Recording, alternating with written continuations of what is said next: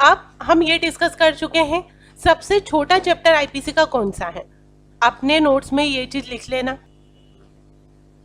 ये चीजें आपको सारे एक्ट के साथ करनी है, ठीक है।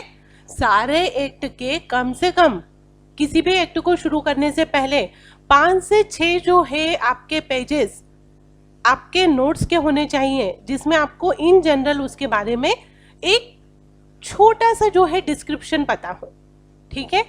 अब इसमें सबसे बड़े चैप्टर से एक सवाल आ सकता है। नॉर्मली जो भी स्टूडेंट पूरे आईपीसी पढ़ चुका होता है उसको एक आइडिया है कि या तो चैप्टर 16 सबसे बड़ा है या 17 बड़ा है, ठीक है। पर या वाला डाउट मत रहने देना, क्योंकि किसी भी एग्जाम के वक्त एक होता है एग्जाम प्रेशर, ठीक है। ह्यूमन एरर होने के चांसेस 10 तक होते हैं, यानी 150 क्वेश्चन में से 15 क्वेश्चन तक 10% तक आप गलत कर सकते हो एग्जाम प्रेशर के कारण, या कोई चीज आधी अधूरी छोड़ी है तो उसके कारण। तो सिंपल से समझो, यदि आप इन चैप्टर्स को लिख ही रहे हो तो पहले से ही अपने नोट्स में क्लियरली लिख लो कि कौन सा चैप्टर बड़ा है। अब चैप्टर 16 कहाँ से कहाँ तक है, जब हम इसको आगे पढ़ेंगे तो हम पढ़ेंगे कि चैप्टर 16 स्टार्ट होता है सेक्शन 299 से, कहाँ तक, 377 तक, और चैप्टर 17 378 से स्टार्ट होता है, कहाँ तक, 462 तक।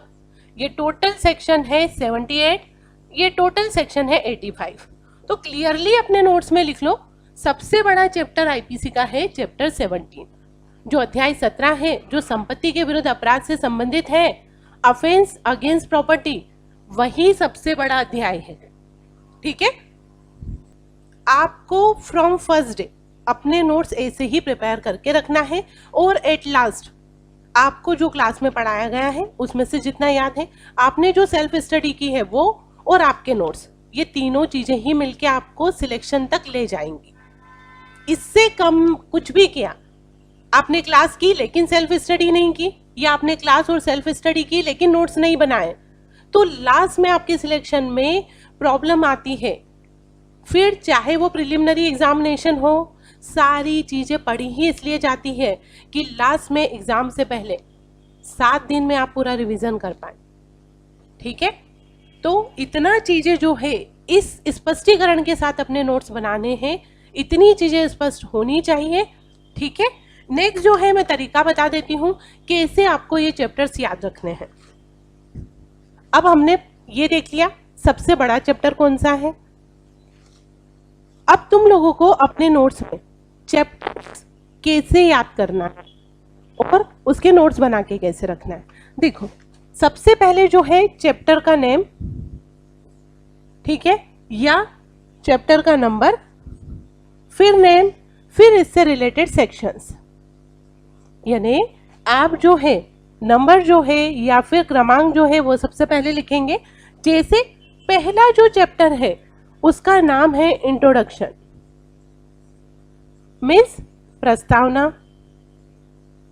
ये किस सेक्शन से किस सेक्शन तक है, तो सेक्शन 1 से लेके ये 5 तक है। सेकेंड जो चैप्टर है वो है, तो चूंकि आपने नंबर या क्रमांक लिख रखा है, यहाँ पर चैप्टर भी लिख दो, अध्याय, तो ये चीज जो है आपको कंफ्यूज नहीं करेगी, ठीक है। फिर सेकंड में आपको क्या लिखना है, सेकंड जो चैप्टर है वो है जनरल एक्सप्लेनेशन वाला, यानी आईपीसी में जो परिभाषाओं को परिभाषित किया गया है वो इस चैप्टर में किया गया है, ठीक है। तो इसका नाम है जनरल एक्सप्लेनेशन, साधारण स्पष्टीकरण बोलते हैं इसको, ठीक है। और ये कहां से कहां तक है, ये सेक्शन 6 से खत्म होके 56 से स्टार्ट होके 52A तक है। तो हमेशा ये ध्यान रखना, जहां एक चैप्टर खत्म होगा उसी की नेक्स्ट सेक्शन से अगला चैप्टर शुरू होगा, ठीक है। नेक्स्ट आ जाओ, थर्ड चैप्टर ऑफ पनिशमेंट है। ये ऑफ पनिशमेंट मीन्स दंडों के विषय में, यानी चूंकि ये पेनल लॉ है तो दंड या पनिशमेंट के संबंध में जो इंपॉर्टेंट चैप्टर है वो कहाँ है, वो है चैप्टर 3 में, दंडों के विषय में। अब यहाँ जो है सेकेंड चैप्टर खत्म हुआ था, तो थर्ड चैप्टर स्टार्ट होगा 53 से कहाँ तक, 75 तक। फिर next chapter general exception. General exception means ये था साधारण स्पष्टीकरण, अब आएगा साधारण अपवाद। ये स्टार्ट होगा सेक्शन 76 से 106 तक ये चैप्टर है। ठीक है।